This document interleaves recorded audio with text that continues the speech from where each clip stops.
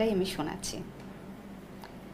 এবং এটা music director Naushad Ali জি, কলকাতার মিউজিক ডিরেক্টর, এবং সৈয়দ আবু বেকর মালিকি জি, যিনি দুবাইতে থাকেন, খুব ভালো শায়ের উনি লিখেছেন, এবং যেটা জিমা গ্লোবাল মিউজিক্যাল অ্যাওয়ার্ডে নমিনেশন গেছে।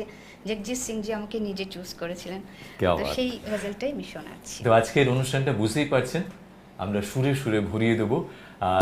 আর কথা নয়, গজল দিয়ে শুরু হোক আজকের হট ক্যাফে অফ টাইম আড্ডা।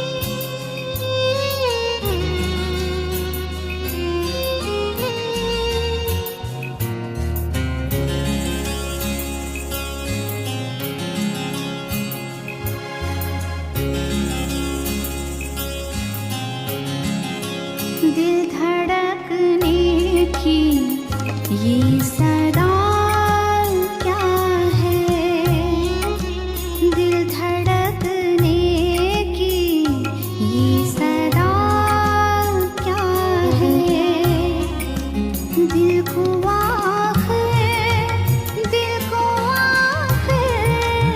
मेरे हुआ क्या है, दिल धड़कने की ये सदा क्या